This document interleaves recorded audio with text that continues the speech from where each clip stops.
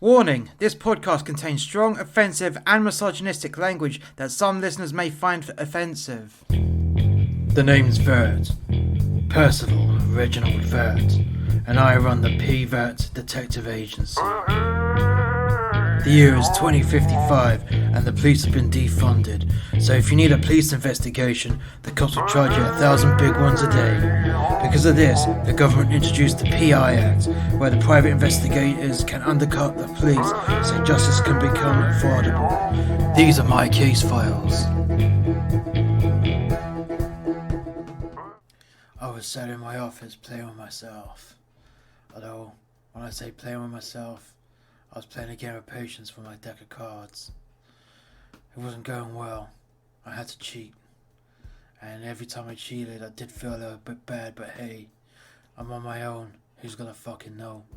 As I was near enough completed the game through cheating, I had this Trimaxian. He just fell through my door, still drunk from the night before. He fell to the floor and cracked his head. I was thinking, oh shit, this is gonna be one of those goddamn jobs, isn't it? So I pick him up and place him on the chair and give him a little slap around the cheeks just to bring him back around. Although, that only tends to work for humans. Trimaxians, however, it didn't. It would have been easier to just throw some water at him, but hey, you know, he's just an alien. He was sober enough to say what the problem was, but he just didn't know exactly what to do. So I said, hey mate, what's the problem? My hyperdrive has been stolen. Your hyperdrive's been stolen? Hey, that's something that I'm not really into. That's more sophisticated. I have no money left other than enough to pay you. I cannot pay anyone else's fee as all my money is gone. Well, I can give you assistance, but how many days do you need this investigation for? Until it is done. Well, how much do you have? I have 250. That's only 1 day's fee. I will give you more on delivery of the hyperdrive. Look, I'll see what I can do, but you can only afford 1 day. I'll see how we get on the investigation, so you gotta tell me. Where'd you last see your hyperdrive? It was in my spaceship. Okay. So, how did it come to not being in your spaceship? I had landed in a spaceport, waiting for the delivery, and I went to the bar down the road, and when I came back it had gone. Right. Okay then. What bar did you go to? I went to the Starlight Lounge, then I can't remember anything else after that. Do you think you're still drunk? I do not know. Okay then. Okay, well give us the 250 big ones up front then. And I'll look into this. I'll go and retrace your steps. For now, you just wait in this office and you don't touch nothing. I mean it, you don't touch nothing. I would rather wait at my spaceship. Okay, you go to the space dock and still in your spaceship. What dock are you at? I'm at dock number 22. Okay, I'll see you at space dock 22 once your time is up, okay? You've got 24 hours from now. Okay, I will see you in 24 hours at dock 22. Right then. Now off we go. I'm gonna go down to the Starlight Lounge. I left, and the Starlight Lounge wasn't that far away. It was like a 10-minute walk, so I'm right hot on alien activity sometimes. And they tend to come to me because they don't usually have that much Earth money. They go by whatever credits they go by, but Earth credits, Earth money, don't really tend to have. I arrived at the Starlight Lounge, and they were closing up for the day. I mean, after all, it was the morning, and kick-out time was roughly about 2 hours ago. But you still had staff there doing a clean-up and bottle up for the next day. I went up to the bouncer and flashed him my badge. Is it possible to speak with the staff that's still here? And the man let me through. I walked through, and all you could smell was sweat and stale booze, even cigarettes. Now there was a cure for cancer. They allowed smoking back in the buildings, because you just go and have an injection and goodbye cancer. So people began smoking again. That happened in the late 2030s. Anyways, so I was having a look. The Starlight Room is essentially a whorehouse. It's a strip club with a whorehouse on top. and you'll always get the cocky aliens who decide that they want to see a bit of Earth flesh.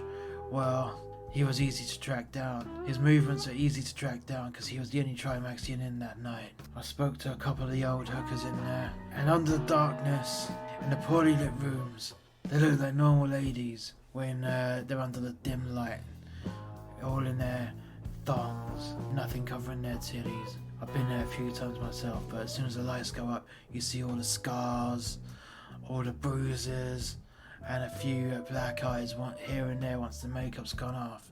Because hey, if they piss off their pimp, he'll beat their ass. I was able to question all the strippers and hookers. They were all down there, sweeping up and hoovering the floors, wiping down the tables. I said, hey babies, has anyone seen a Trimaxian today? Yeah, I saw a Trimaxian. He was a right pain in the ass.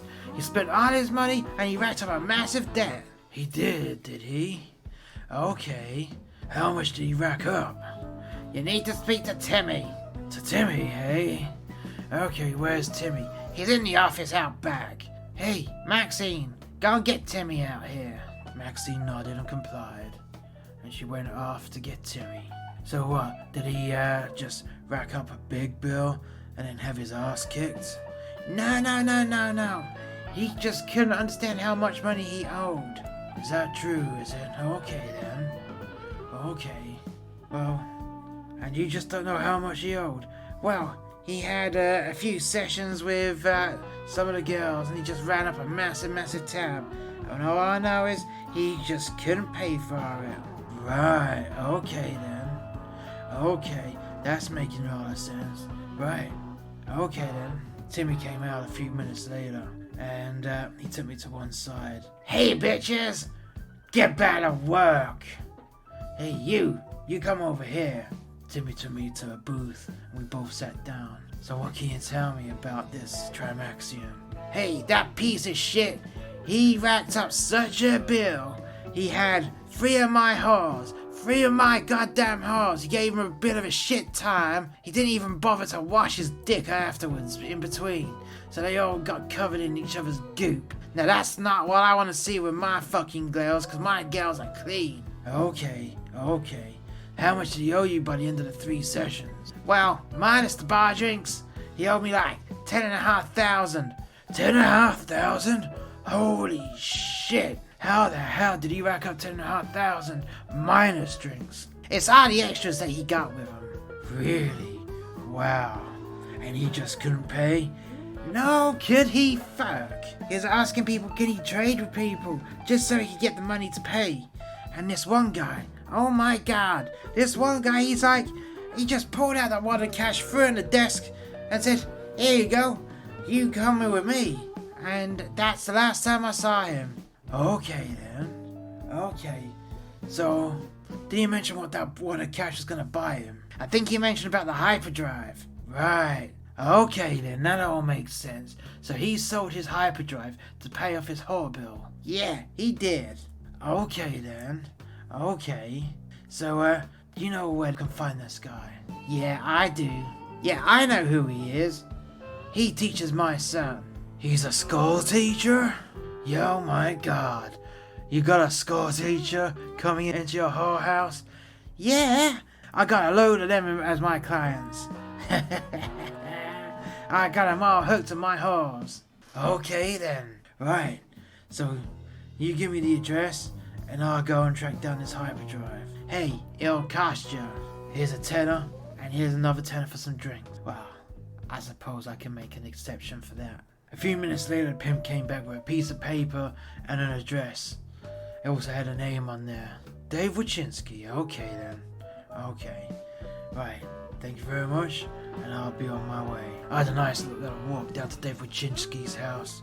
It wasn't that far actually, it was like about a 20-minute walk. And he had the school just on the doorstep of this whole house anyways. I mean, everything gets so built up in these day and age. No one gives a fuck about city planning these days. So that's why there's a school on the doorstep of a whorehouse. And the teacher, I suppose he goes there when he marks his books. Gave a little knock on the door and there was no answer. No answer whatsoever. Okay then. Okay.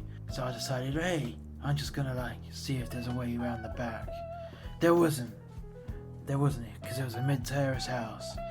So I gave the next door neighbour a little knock on the door. The door opened and there was a nice, young, attractive lady, all in her dressing gown, and I could see her heaving tits just bouncing out, just about covering her nipples. I'd like to suck on those puppies. I'd like her to go and shake them, you know. She would fit in perfectly in that strip bar. But anyways, I digress. I said, "Hey baby, do you want to earn a quick tenner?" She looked at me. She gave me a real dirty look. I'm not like that. "You dirty little urchin." No, that's not what I meant. "Here's a tenner. Can I just go in your back garden and jump the fence into next door?" Hey, as much of a weirdo that guy is, you ain't doing that. Hell's 20 sound done. So I walked through her house and jumped the fence into his back garden. And holy goddamn shit, there it was. A spaceship being welded together. A homemade piece of shit. I don't even think it could even escape the Earth's atmosphere, let alone go into hyperspace without it falling apart. And underneath the spaceship was a set of legs coming out, and I grabbed that guy. Word has it that you got a Trimaxian hyperdrive. Yes, I have a hyperdrive, but I paid for it. You paid for it, did you? Yes. In that strip club, yeah? Hey, where I go, it is no one's business but my own. And here is the receipt. He got the receipt out of his pocket, and it's signed by the Trimaxian. Hey, you don't mind if I get a quick copy of this, do you? No, not at all. Is there any chance of a buyback on this? Absolutely not. That Trimaxian lost it fair and square. Okay then.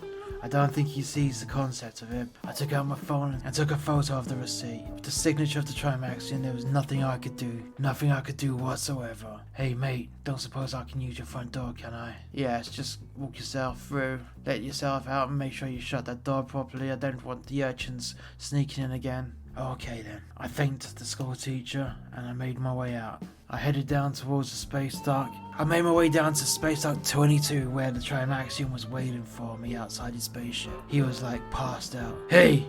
I said. Wake up, you little bastard." The Trimaxian actually woke up. Have you found my hyperdrive? "Yeah, I found the hyperdrive. I found out that you sold it when you ran up a massive bill with the strippers and the hookers. 10,000 big ones, holy shit. And here's the receipt, here's a copy of it." And I pushed the phone into the Trimaxian's face. That is not valid. "Yes, it is. It is valid on this planet." Under Trimaxian law, you cannot do that. "So you scammed him. But he scammed you because you're under Terran law here. And in particular, you've got different laws in different countries. And in this country, the great UK. And in this country, the law states if you have a receipt and you sign that receipt, it's over, okay? It's over. So you can leave here without your hyperdrive, or you can find another way home. But that's it. The case is now closed, and I've taken your money, and I solved your case in a matter of hours, okay? You cannot do this. You cannot do this to me. I can do anything, because at the end of the day, I found out that you sold your hyperdrive, and that's it. I will be reporting this to the Trimaxian High Command.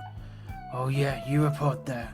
And here's a receipt as well. I want you to sign this to say that you've paid for your services and the investigation is now over. I will not sign it. Really?